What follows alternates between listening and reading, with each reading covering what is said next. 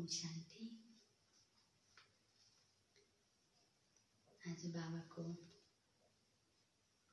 महावाक्य 15/9/2020 बाबा भन्नुहुन्छ, मीठे बच्चे, पाप आए हैं तुम्हें ज्ञान का तीसरा नेत्र देने, जिससे तुम सृष्टि की आदि मध्य अंत को जानते हो। मीठे बच्चे, बाप आए हैं तुम्हें ज्ञान का तीसरा नेत्र देने, जिससे तुम सृष्टि के आदि मध्य अंत को जानते हो।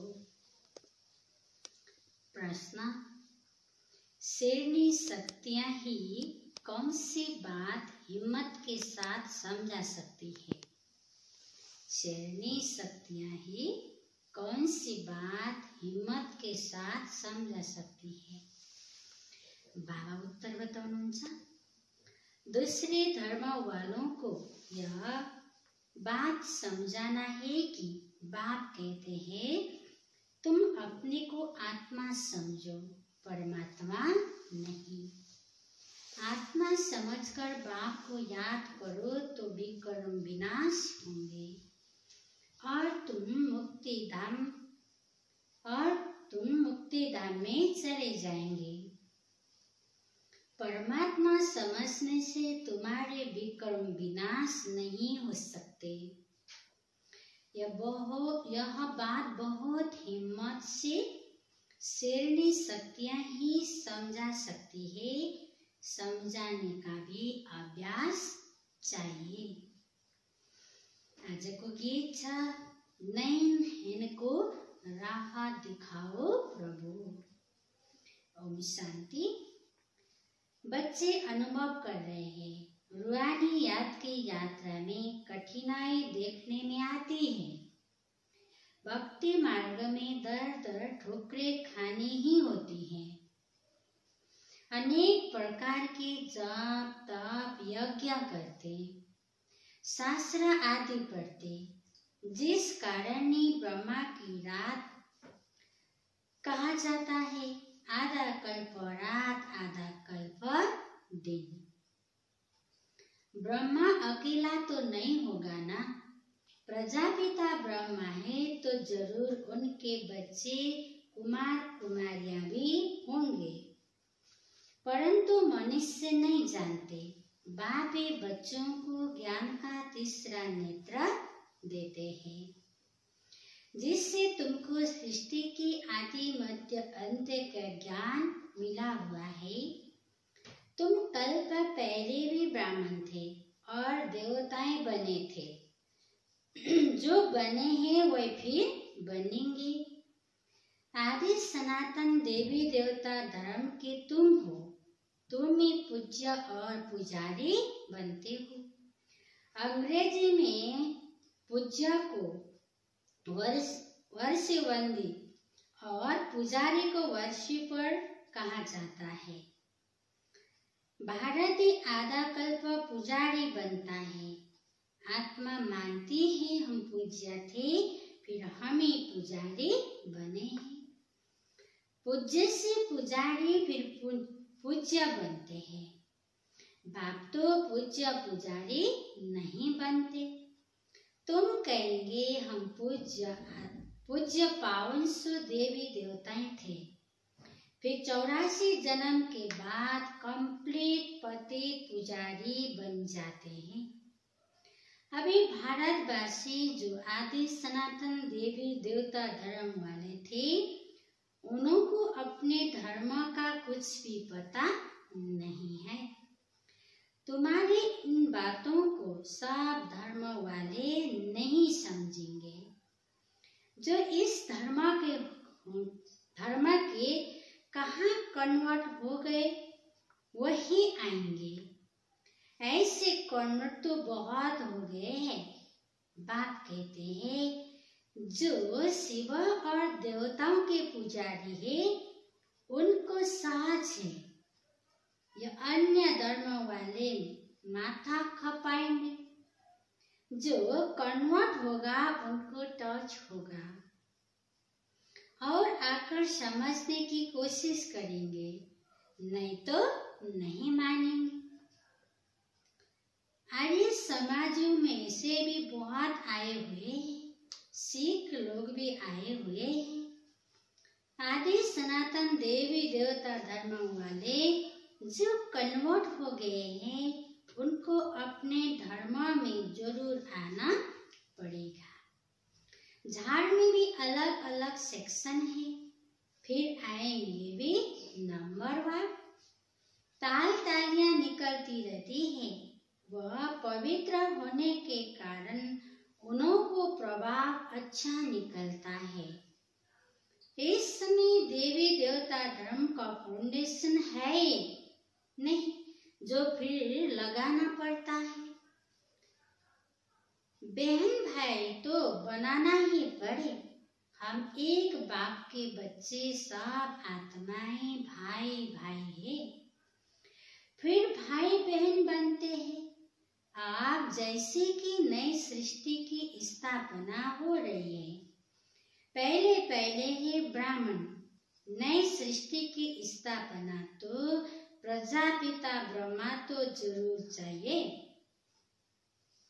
नई सृष्टि की स्थापना में तो प्रजापिता ब्रह्मा तो जरूर चाहिए। ब्रह्मा द्वारा ब्राह्मण होंगे, इनको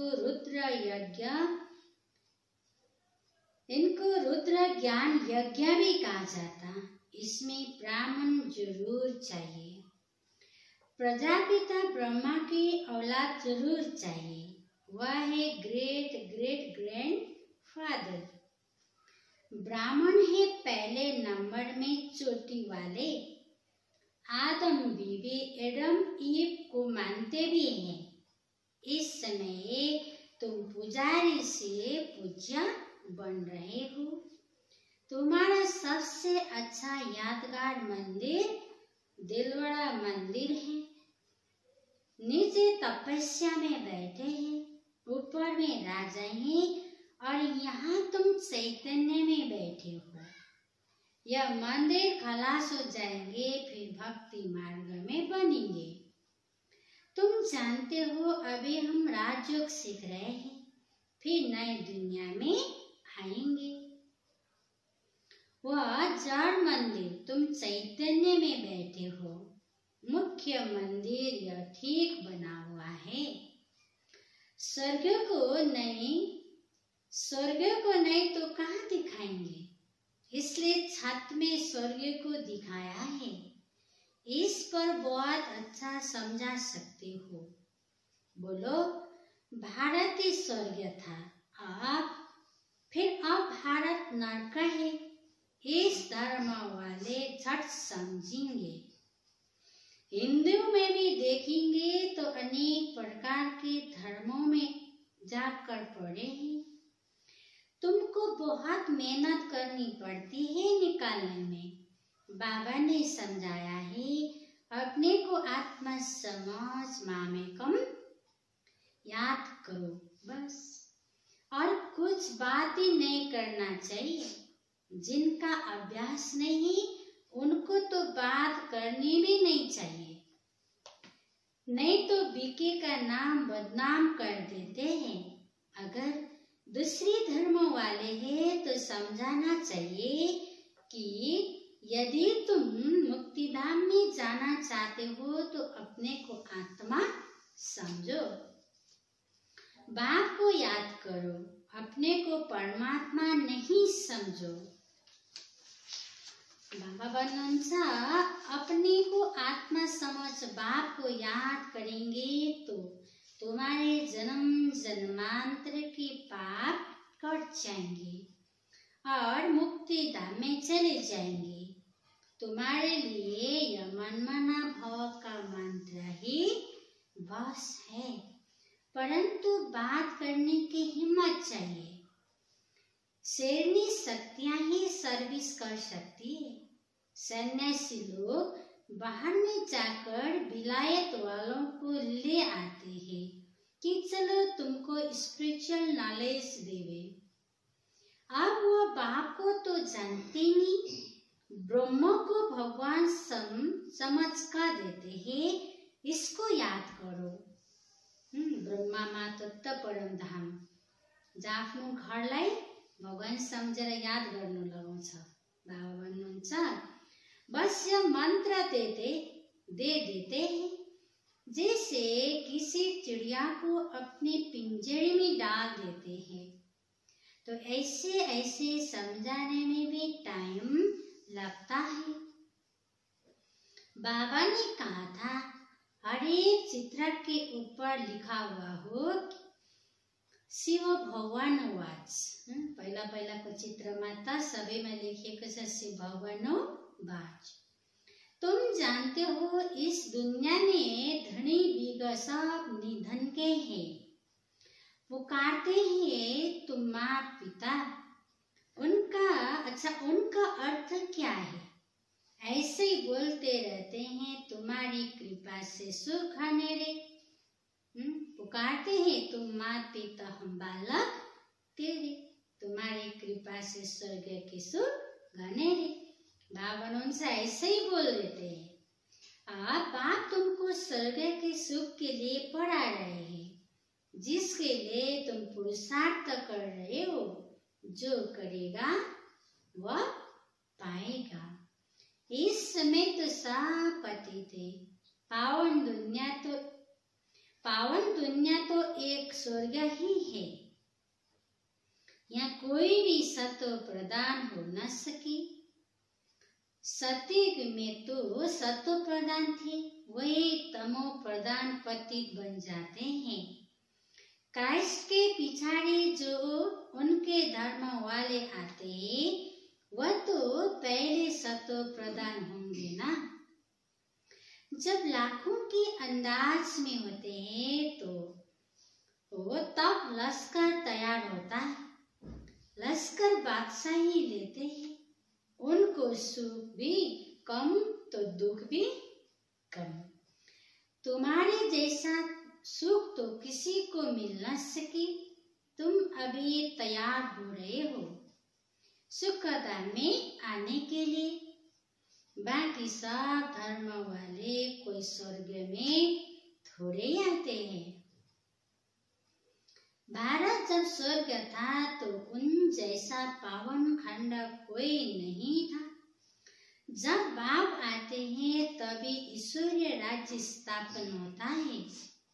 वहाँ लड़ाई आदि की बात नहीं। लड़ना झगड़ना तो बहुत पीछे शुरू होता है। भारतवासी इतना नहीं लड़े, थोड़े आपस में लड़कर अलग हो गए हैं। द्वापर में एक दो पर चढ़ाई करते हैं। यह चित्र आदि बनाने में भी बड़ी बुद्धि चाहिए।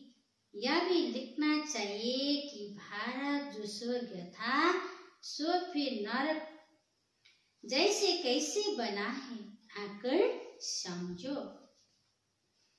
भारत सदगति में था, अब दुर्गति में है। अब सदगति को पाने के लिए बाप ही नॉलेज देते हैं।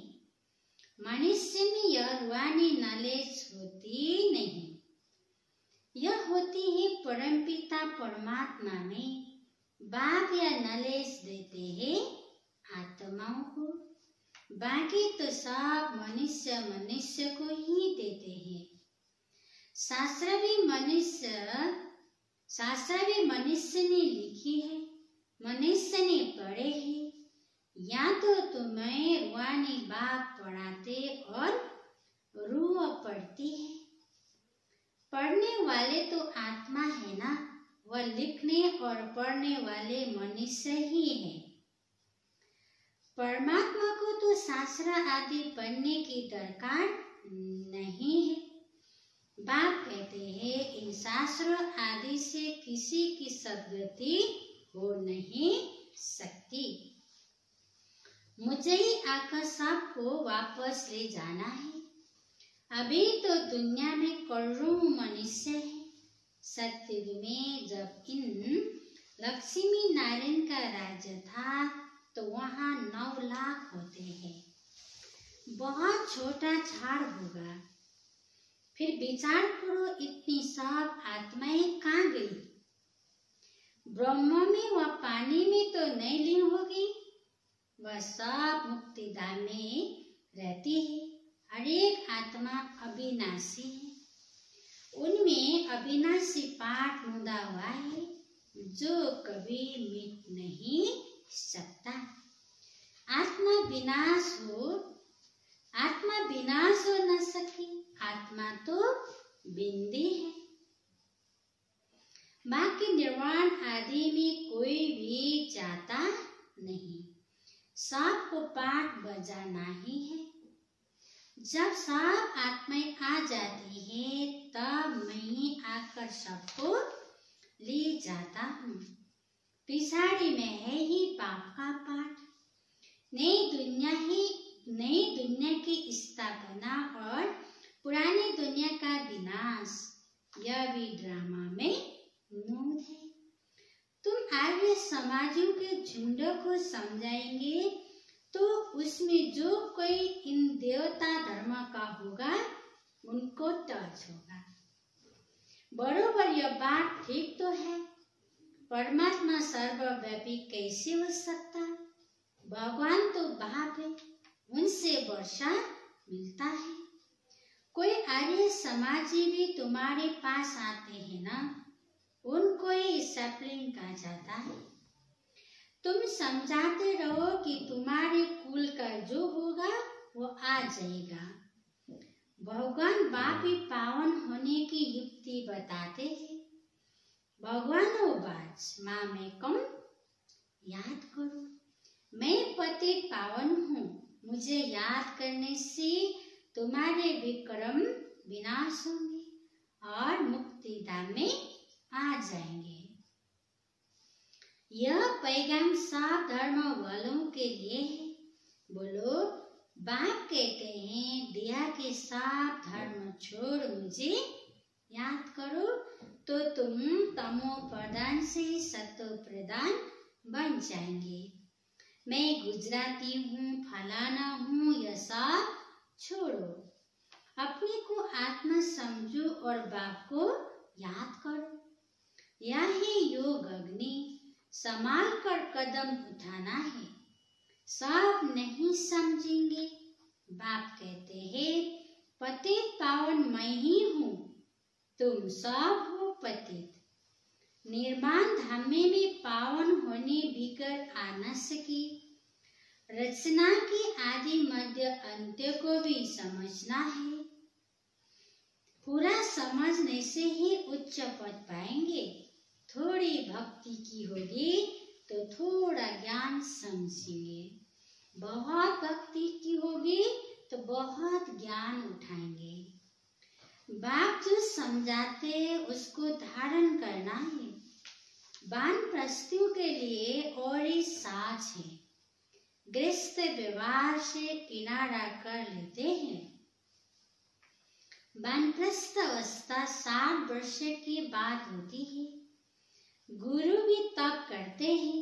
आजकल तो छोटेपन में ही गुरु करा देते हैं, नहीं तो पहले बाप फिर टीचर फिर 60 वर्ष के बाद गुरु किया जाता है। सदगति दाता तो एक ही बाप ही, यह अनेक गुरु लोग थोड़े हैं। या तो सब पैसा कमाने की युक्तियां हैं। सदगुरु है ही एक, सबकी सदगति करने वाला। बाप कहते मैं तुमको सब शास्त्रों का सार समझाता हूँ। यह सभी भक्ति मार्ग की सामग्री। सीढ़ी उतरना होता है। ज्ञान भक्ति, फिर भक्ति का है वैराग्य। जब ज्ञान मिलता है तभी भक्ति का वैराग्य होता है। इस पुरानी दुनिया से तुमको वैराग्य होता है। बाकी दुनिया को छोड़ कहाँ जाएंगे? तुम जानते हो यह दुनिया ही खत्म होनी है, इसलिए बेहद की दुनिया का संन्यास करना है। पतित बनने बिगर पवित्र बनने बिगर घर जा न सके। पवित्र बनने के लिए याद की यात्रा चाहिए। भारत में रगत की नदियां होने के बाद फिर दूध की नदियां बहेगी। विष्णु को भी क्षीर सागर में दिखाते ही समझाया जाता है। इस लड़ाई से मुक्ति जीवन मुक्ति के गेट खुलते हैं। जितना तुम बच्चे आगे बढ़ेंगे उतना ही आवाज निकलता रहेगा। अब लड़ाई लगी। एक चिंगारी से देखो आगे क्या हुआ था। समझते हैं कि लड़ेंगे जरूर। लड़ाई चलती ही रहती है। एक दो के मददगार बनते रहते हैं। तुमको भी नई दुनिया चाहिए तो पुरानी दुनिया जरूर खत्म होनी चाहिए। अच्छा, मीठे मीठे सिकी लदे बच्चों प्रति माता पिता बाप दादा का याद प्यार और गुड मॉर्निंग। रूहानी बाप की रूहानी बच्चों को नमस्ते। हम रूहानी बच्चों की रूहानी बाप दादा को याद प्यार गुड मॉर्निंग और नमस्ते नमस्ते। बाबा धारणाको लागि बताउनुहुन्छ कि धारणा के लिए मुख्य सार। फर्स्ट पॉइंट बाबाले बताउनुहुन्छ, यह पुरानी दुनिया अब खत्म होनी है, इसलिए इस दुनिया का संन्यास करना है। यह पुरानी दुनिया अब खत्म होनी है, इसलिए इस दुनिया का संन्यास करना है। पुरानी दुनिया से संन्यास करना है। दुनिया को छोड़कर कहाँ जाना है, लेकिन इससे बुद्धि से बोलना है। जाना कहीं नहीं है, बुद्धि से पुरानी दुनिया को भूलना है। सेकंड पॉइंट, निर्माण धाम में जाने के लिए पूरा पावन बनना है। अग्नि बाबाले मुरली बोडीमा भन्नुभयो, पावन नबनिकन परम धाम पनि जान सक्दैन।